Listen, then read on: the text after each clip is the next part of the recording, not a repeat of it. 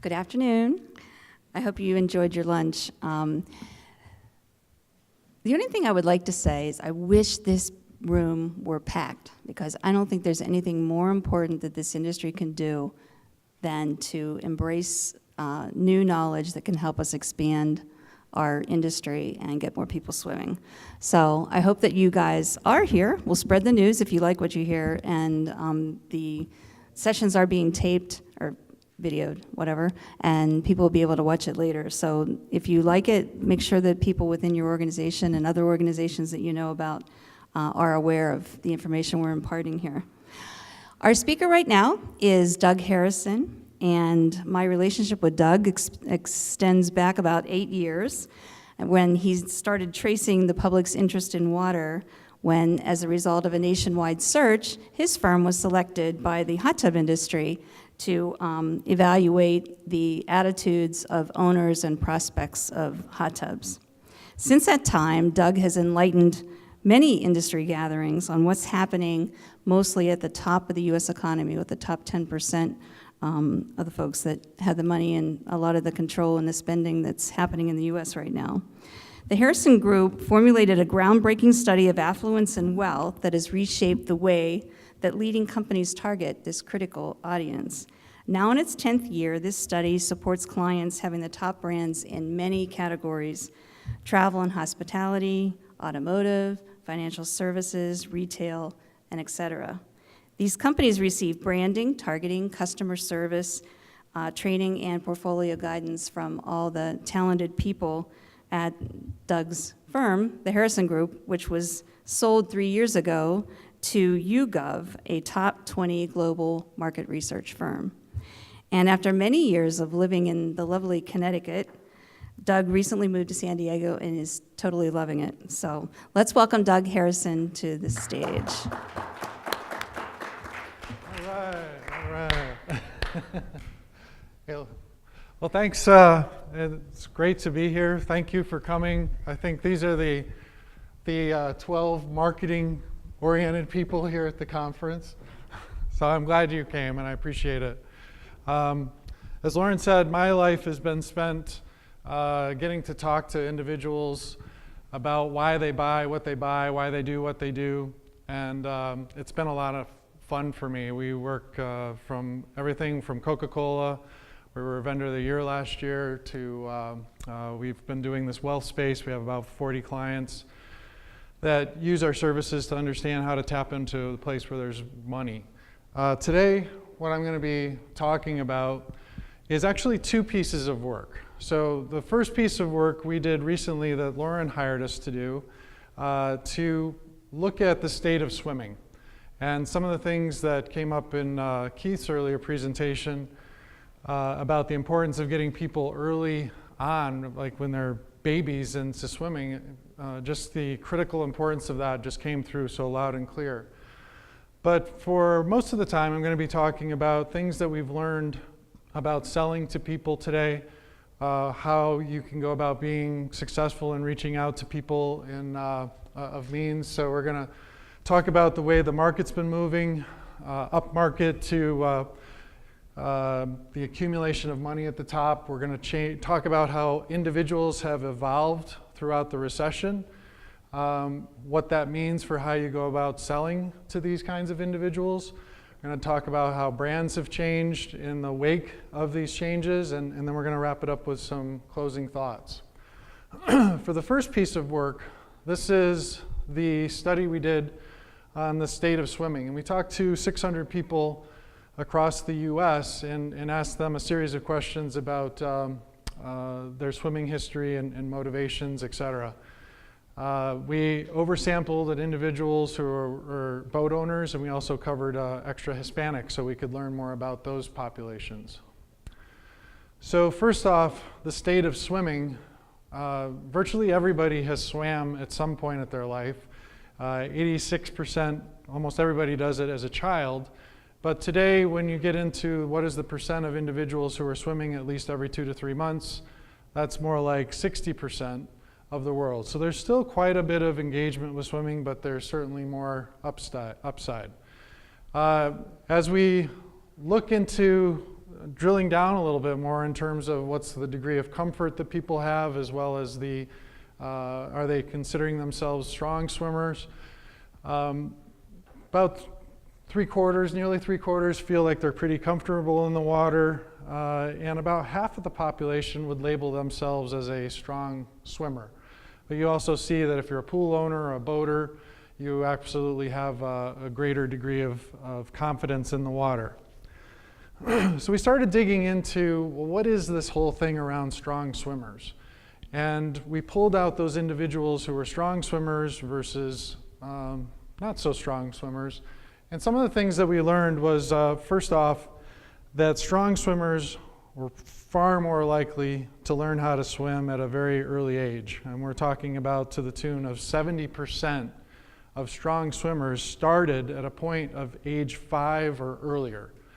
So if you want to have kids grow up to be strong swimmers, the importance of getting them so young is absolutely critical. Out in La Jolla, I just started rock climbing. Met this guy who's like in the gym, and I'm going and I'm like trying to get up this wall, and I see this little kid who's got his hair all spiked up. You know, he's probably this big, and he's just like climbing up the wall. I'm like, God, I hate you.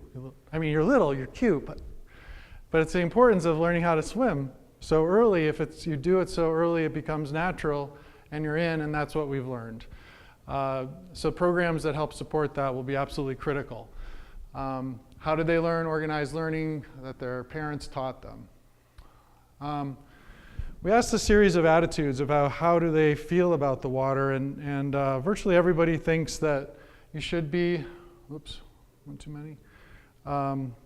Everybody should know how to swim. It's a life skill. Hard to disagree with that.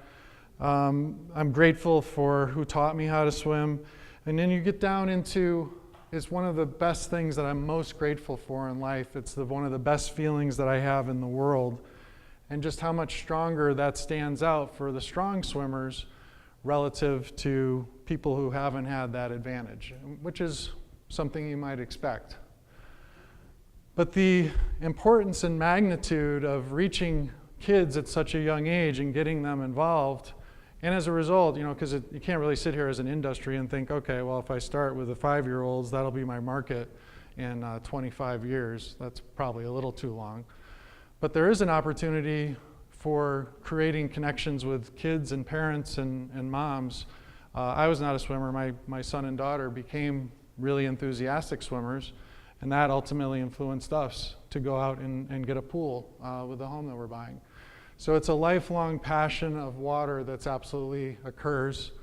And if you come through with a strong swimming motivation, you're literally twice as likely to expect to buy a pool as if you don't. So another sort of reinforcement that we've got to get them earlier.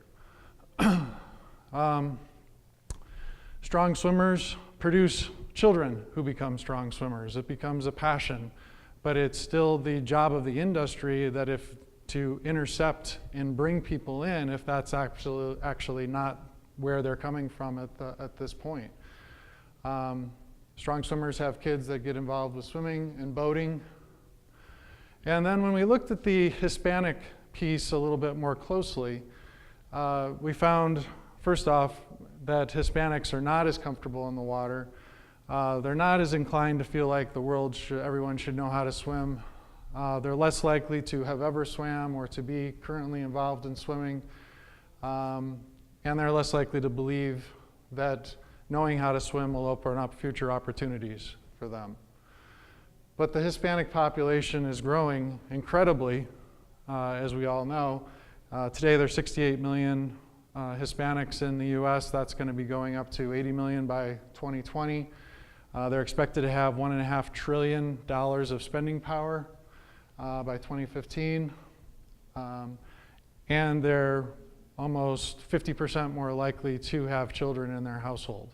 So if we're not embracing the Hispanic population and bringing them into the fold, it's a sizable part and a growing and economically viable part of the world that we're going to be missing. So ultimately, the opportunity, and as we thought about, so what do you do about this? Because you can't wait for 25 years for this child to become a future buyer. But we started thinking about, well, isn't there an opportunity? You know, I think of when I had little children in our house, and I felt such pressure to, okay, if you're a good parent, you're going to take them to Gymboree, you're going to take them to, there was like a few different things that were just part of requirement if you were going to be a good parent or not such a good parent. And I think there's an opportunity, not in a negative way, but in a positive way, that to equate one of the elements to being a great parent to also teaching your kids how to learn how to swim and be strong swimmers. Obviously, as Hispanics grow, their water involvement will grow and they'll become increasingly important. So that's my swimming piece of my story. Now I'm going to switch gears and I'm going to talk about what's been happening in the US economy. We actually do this study globally, but I'm going to focus on the US. But what are the dynamics that are actually taking place that are absolutely critical and going to be market forces that influence everybody going forward? And I'm going to start with some of the economic things that we've been watching. So we've been covering what we describe as the top 10% of the US economy for 10 years now. And these are people that have $125,000 in discretionary or of income or more. And we've talked to over 20,000 of these people over the last 10 years.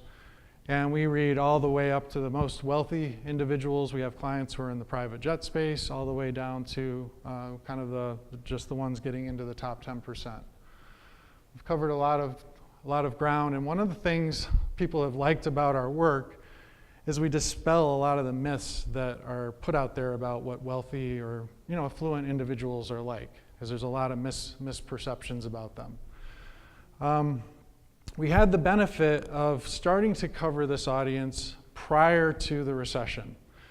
And so we got to see how they were feeling before the recession, how it hit them initially, and how they've continued to grow and evolve coming out of the recession. And I don't really care if I'm actually talking about the top 10% in this work, because the things we've learned about the top 10% actually apply across the broader population. I will challenge you to find people who feel a lot differently about some of these macro trends. So back in 2009, just when things were really kicking in to the recession, 76%, 3/4 of the wealthy and affluent population thought there was a pretty decent chance that we were going to go into a major depression. And some, I guess, would characterize that we did. So a lot of fear out there. Today, it's transformed, and the US has now hit $263 trillion of personal wealth.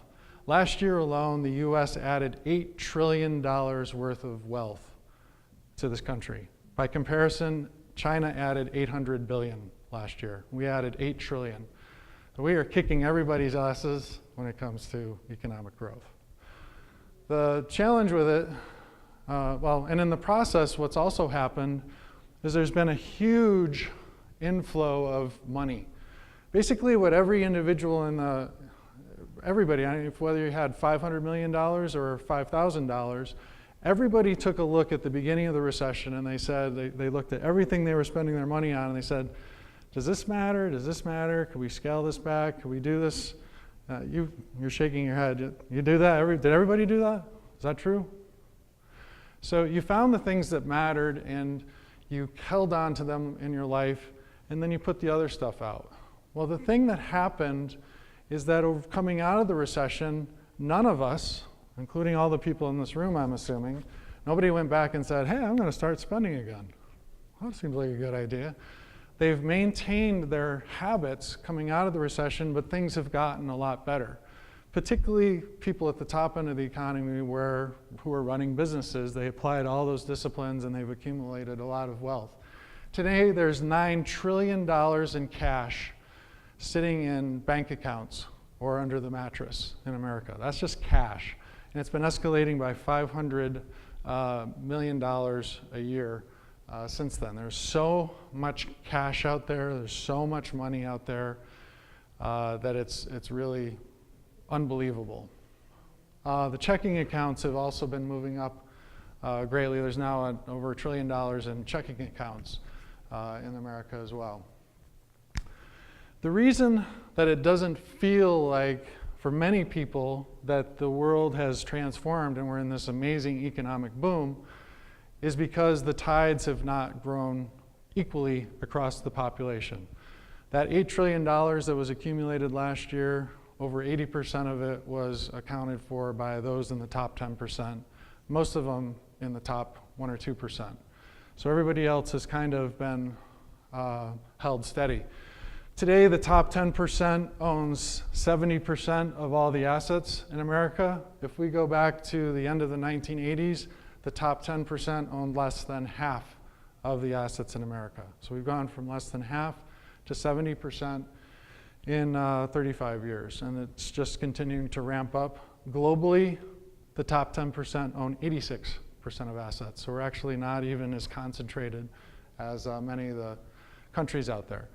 So it sort of is, whether you have a judgment about it or not in terms of whether it's right or wrong, there's no way to deny that's where the money is and where you have to think about where your market is in terms of selling product in the future. As we ask people what are they planning to spend money on in the next 3 months, the single highest thing that people want to spend money on is actually around their home. Whether it's outdoor landscaping, renovation, enhancement, it's the number one thing. Many of the luxury good categories, actually they're all starting to pick up now, but travel really gained a lot of steam. Travel's a top category everybody's tapped into, but there's a lot of interest in enhancing their home as well. But things are not all rosy at the very top of the economic spectrum as well. People, even though they feel like they've weathered the storm incredibly well, are still pretty nervous because of all the things that continue to go on. 80% are still worried that there's unquantified risk factors out there that are going to just lurk up and potentially put me in the exact same situation again. 80% are worried about social justice. 70% the economy, and 65% political corruption. So there's a lot of things that they're worried about. And there's a growing escalation of the concern about economic concentration that's gone up substantially just in the last 3 years alone.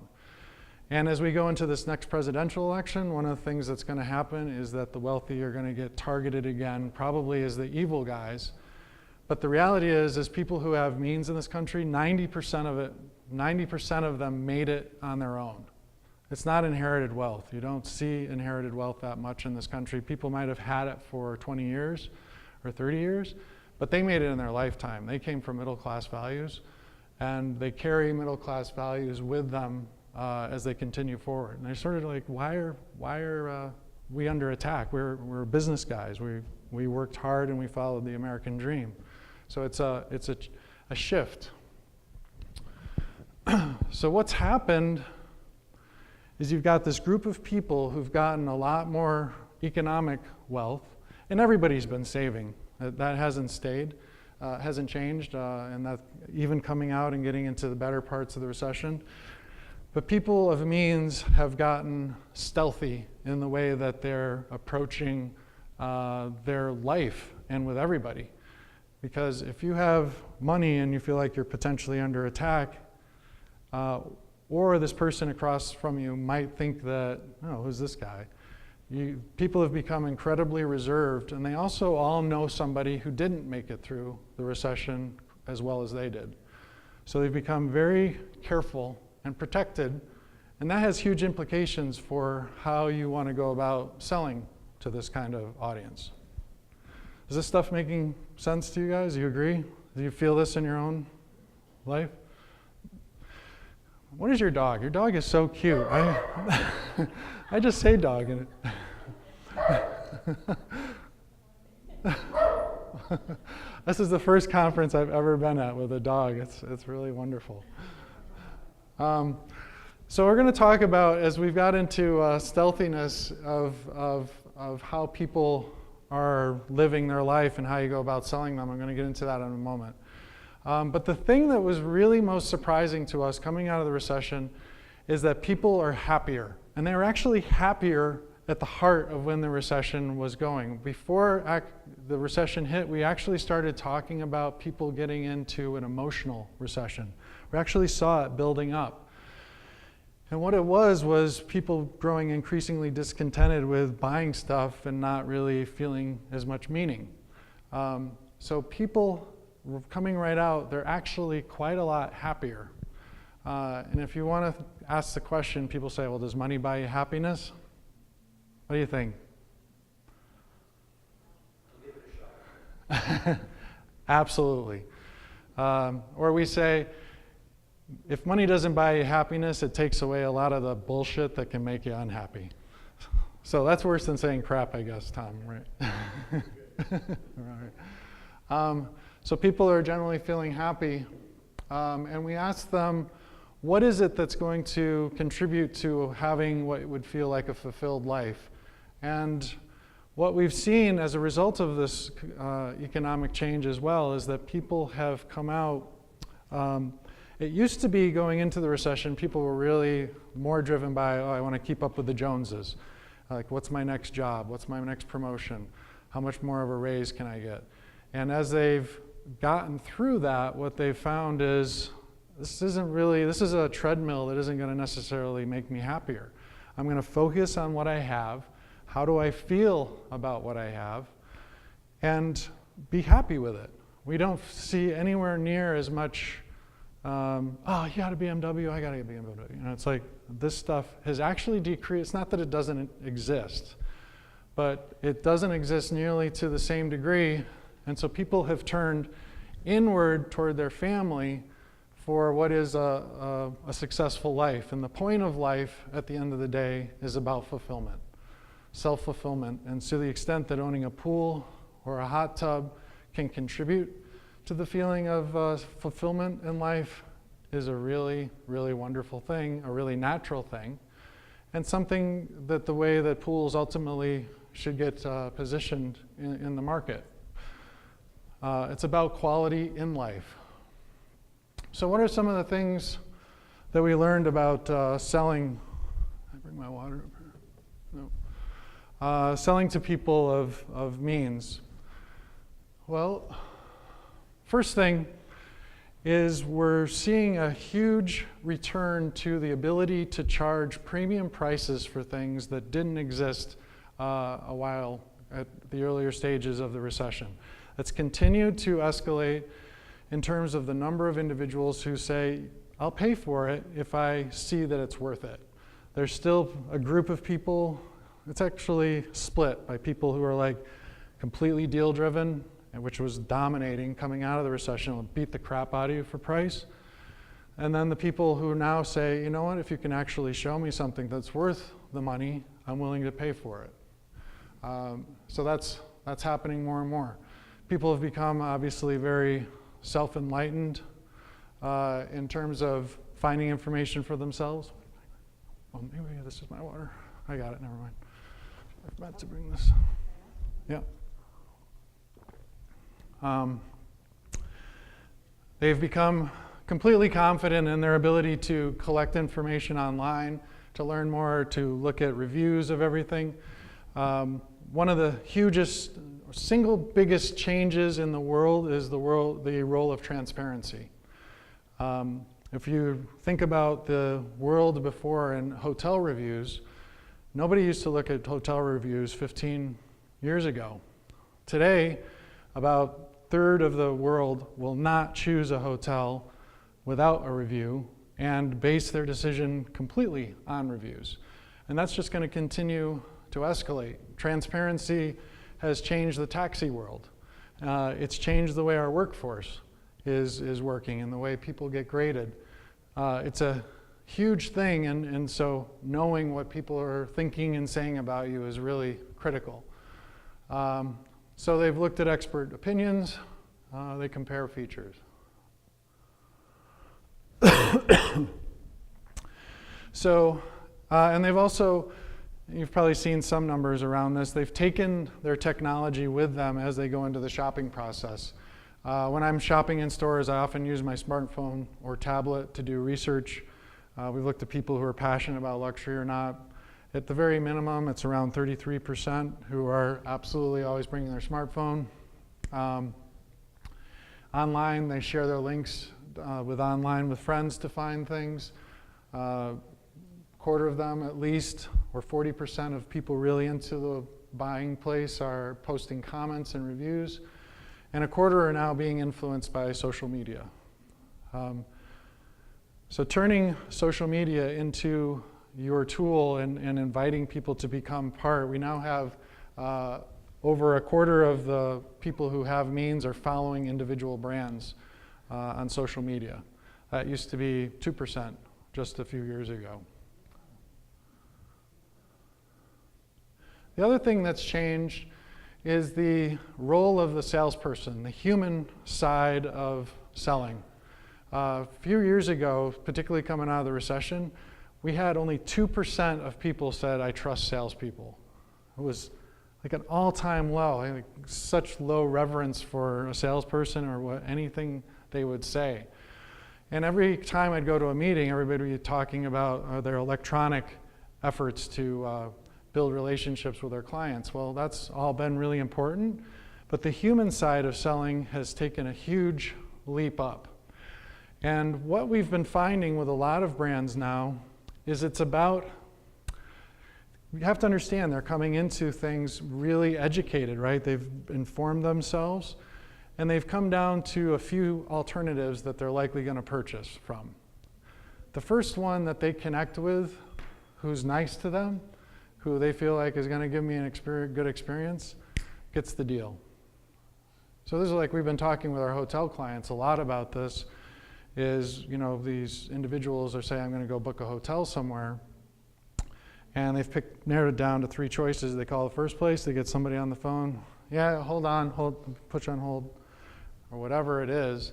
And if they get another person who's just really nice to them, today more than ever, that conversion is happening because of the real life person providing an actually strong quality experience, and they're looking for salespeople to be knowledgeable and be helpful. Matters more now than perhaps ever. So we talk about, when it comes to selling, you know, a lot of people say, well, we got to go build the trust of our customer. How do we go build trust? And we say, don't worry about building trust anymore, because you're not going to get it. Because they don't trust. They don't trust anybody. Do you trust anybody who's a salesperson? Dana, do you? 47% 47%. Is that the stuff? I'm surprised to hear that. It's interesting. It was 2% now. Well, they look for them. They look for them to be knowledgeable. And they before just had written them off. It's like, I'm just going to learn what I need to online. So what we say, instead of going for trust, there's kind of multiple stages that you work your way through. So at a nominal level, that's just like, I know your name. Maybe I go up and say, hi, Dana, I'm Doug. All right, good. We just had a nominal engagement as a salesperson. A cursor and getting into an ordinal, I'm Dana, I'm Doug Harrison, I just moved to La Jolla. Do you feel like you have to tell me something back? Absolutely. What are you going to tell me? I love it. It's great where you come from. Cool, so now he had to reciprocate an answer to me that told me something personal about himself. I didn't go up and say, how about a pool? Can I sell you a pool today? Now I know something about him and he knows something about me, but it's just the start of an engagement between the two of us. If I get into the transactional stage, now I might get into, so what kinds of things are you looking to do with your family in the pool? So I didn't go to, can I help you with a product? Because if you set up an answer that can be yes, no, it's going to be no, and your discussion's going to be over. So we're looking at trying to create reciprocal conversations. And you know, I don't get how car companies, car dealerships don't change that, because it's still the exact same. What can I do you for today? And I think a lot of industries are still functioning in the how do I manipulate you into buying something as opposed to how do I build a relationship. It's interesting that a lot of car dealers have gone to the model of we have one price, there's no negotiation, there's no one dealer important, there's no goal. That's their whole thing. So that really puts into this exact distrust. Yep. Take that out now, right? Yep. And I think the smart guys are starting to do that. But what we do a lot of sales training now, and what we push for in the sales training is that don't go for trust. You can't measure trust. Measure reliability. Because I can measure reliability of how well somebody's getting back to you, how well they're approaching people on the floor, how well they're restocking things, getting back to people. If you can focus on reliability, you'll get as close to trust as you possibly can. But it's about reciprocating. But again, avoiding the closed-ended questions, the yes, no, the ordinal questions. So what do we talk to people about in sort of building a human relationship? So maybe what's the role of water in some of the best memories of your youth? What do your children do? Do you want to be the house in the neighborhood where everybody gathers, or are you looking to have it be more intimate? Or what are you looking for when you interact with a salesperson? What do you expect from the quality of your life? These are things you can't say, I'll get back to you. People have to respond. And ultimately, when people go around selling, this is like the single biggest mistake we find from companies trying to sell to other companies, is when we go out and we sell, we have like a couple of our key benefits. The number we do these 3 things for you. Number 1, we're the best in the area, and number 2, we have professional installers, and number 3, we have excellent maintenance programs. So we focus on our 3 key selling benefits. Buyers, on the other hand, are looking at 100 different aspects about you that they're finding online. They're buying to manage risk, whereas sellers are trying to sell their moments or their highlights. More than ever before, people are looking at the full spectrum, everything that they can learn about you, and they're seeing for points of discontinuity. Because if you tell me you're the best installer in the area, but now I find 5 reviews that said you're not, then chances are you're lying to me about your entire proposition. So the importance of thinking about your business really holistically, and what does every single encounter, you almost have to go back to your business and do an audit of everything that you do. Go back and look, every time that they encounter me in each of these different ways, what's the conclusion they're going to draw about me? Is it what I want them to be or not? Because the reward for a buyer, if I find something that doesn't add up, is I get to keep my money. So it's really a great reward. The other thing we found is one of the big things that salespeople do is they have a tendency to want to get to their benefit list, their feature list, as quickly as possible. If I can get you to my feature list, I've done my job.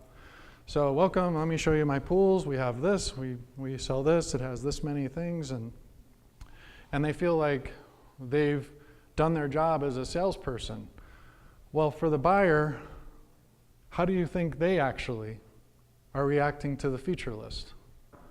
What do you think? How do you respond to that? What's that? Who cares? Exactly.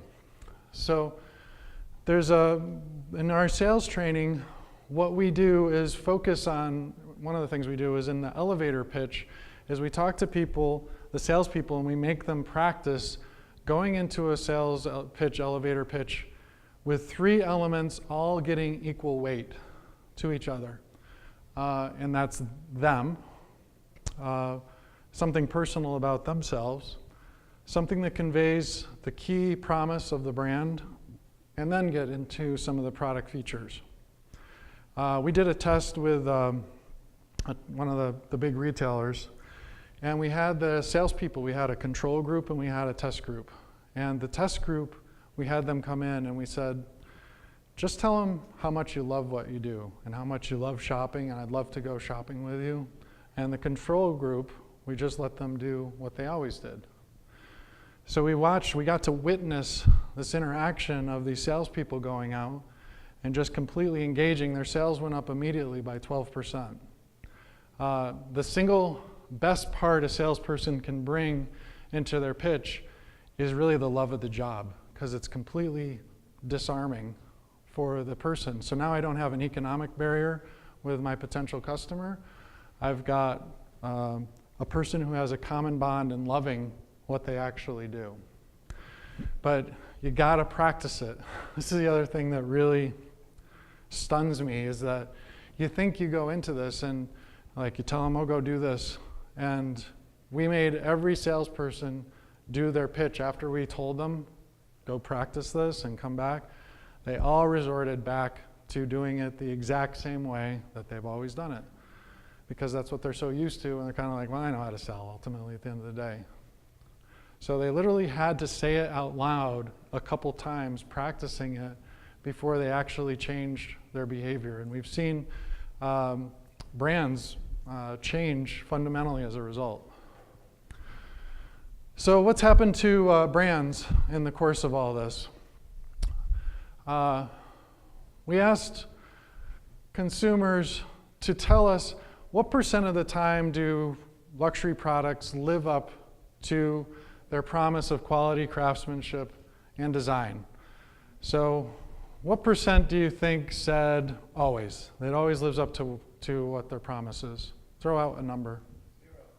0 to 10. 10%, it's 3%. What % would you guess say they always or sometimes or usually live up to their promise?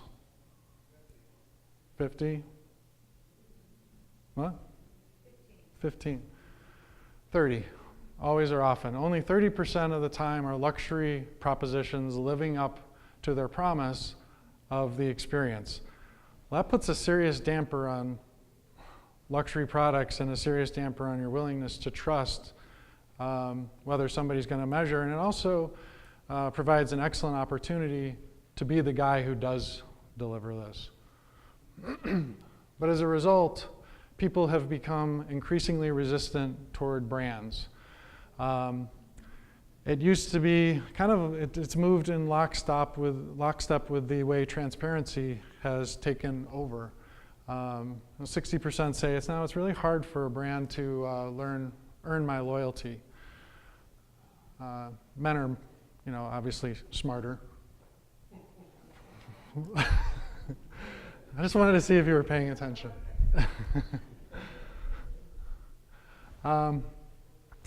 So we looked at we studied actually the brands and what are the qualities that actually make exceptional brands, the brands that have stood the test of time. And we found 5 qualities that actually were consistently present in every single brand that was exceptional over time, and it's important to do it now. I'm actually working with my school to talk through what are we going to do as a brand, how are we going to, how are we packaging ourselves, and what are we going to do in the future. And we're new to the school because we just moved to California. And I said, well, here are 5 parts to a great brand. What are the things that we stand for if they have mastery of the category. So BMW has mastered performance. That's what they're about. Transitivity, and what I mean by transitivity is that no matter where you encounter the NFL, it's the same package, it's the same conclusion that you draw about the product. I don't go to the NFL in one store and I think, oh, the NFL is this.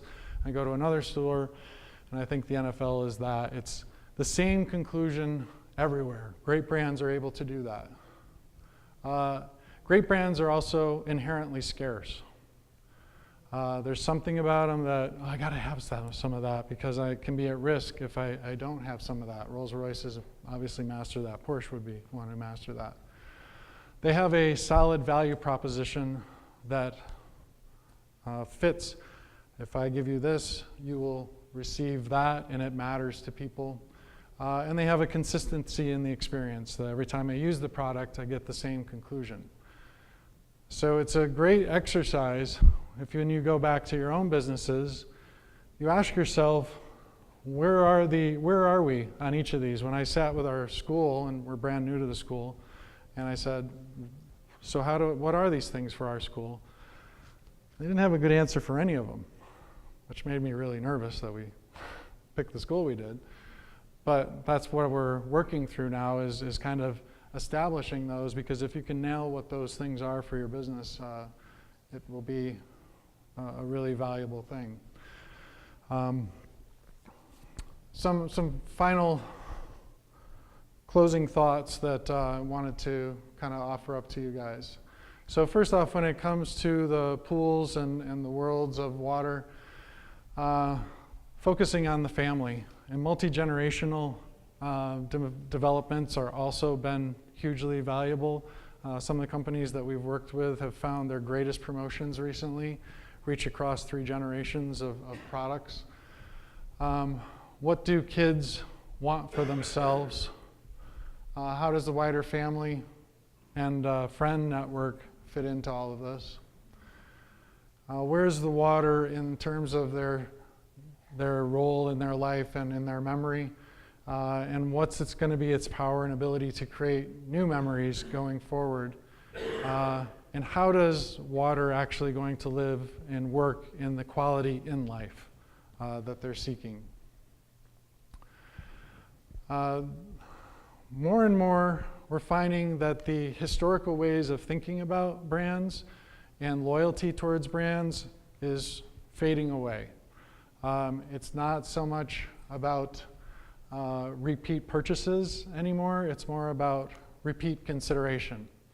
Can I tell you what is the single greatest factor that's most likely to cause somebody, a human, to believe that something is true?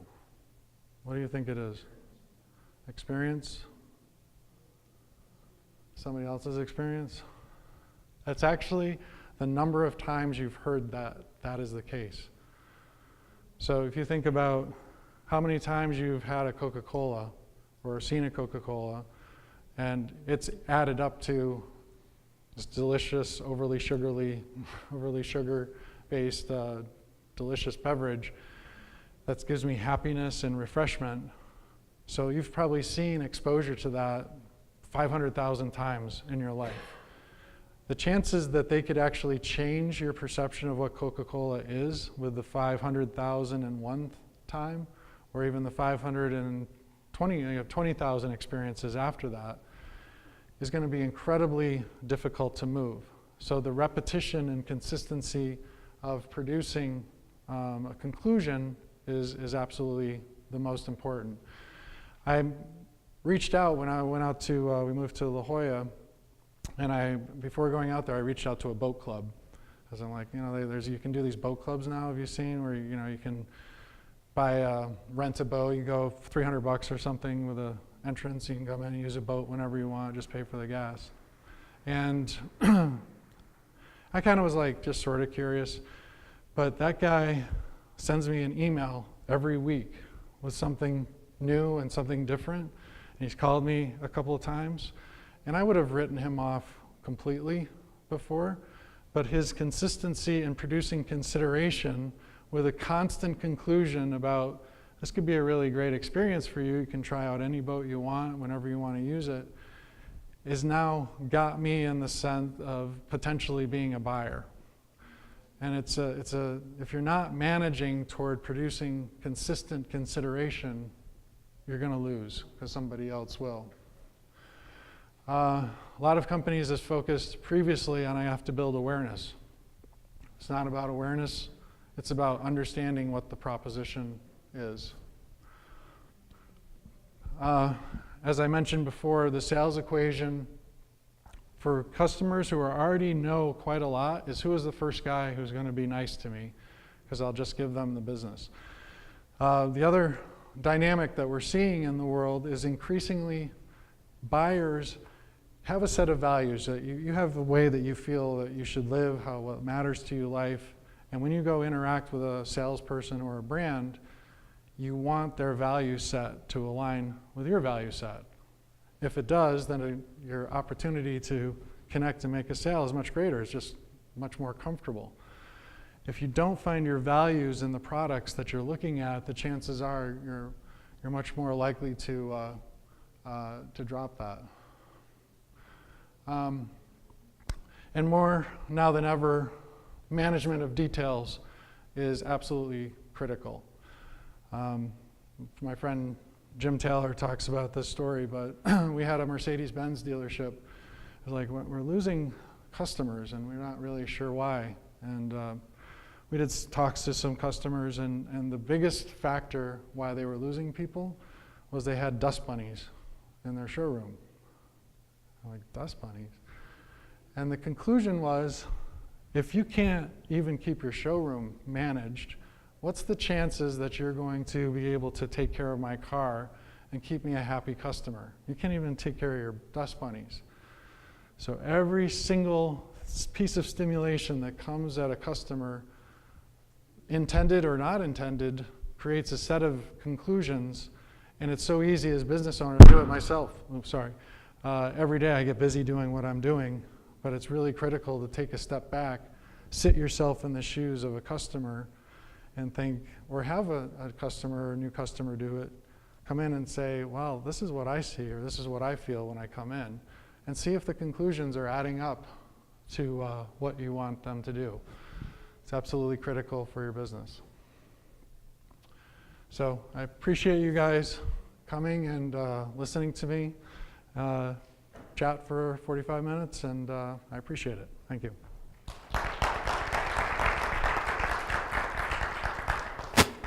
Thank you, Doug. Does anybody have any questions? Read my notes here. You mentioned something about that your love of the job is the most single important part of selling. How do you get that across in an elevator, or say you're selling spas? How do you get that across without coming out and saying, boy, I just love my job? One of the ways that it has worked really well is, after, you don't have to have too much of a conversation before you can, and it has to be authentic, obviously. Authenticity trumps everything else. But it's not really that hard to weave in. I feel like I'm the luckiest person in the world. I get to come here, my boss, the guy who runs this company, he's just a really solid individual. He makes me feel like I'm valued every day. He stands behind the products that we do. It's not like, I don't want to talk about where I used to work, but every day I come here and I feel good about what I'm doing, and I'm really proud to be part of it, and I just feel blessed that I'm part of something that matters for people. That's in your transactional conversation. Yeah, you can do that pretty early. And it doesn't have to be like that. A lot of people will talk about their own experiences with a pool, say, for example. It's like, it's so much different than what can I do for you today. To be like, I put in a pool last year, and it's just transformed our family life. I feel like it's brought me and my daughter much closer because we're actually doing some things. Now I get to see her come over with her friends, and we have time together that we didn't used to have. Whatever your story is, but it's more about setting an intention to make it part of the interaction rather than just going to the standard, well, you're here in my store, so what can you must be here to buy something. Because that's the typical sales approach today. They absolutely do. It's amazing. They have to say it out loud at least twice. It seems like in the swimming business, you really do people a service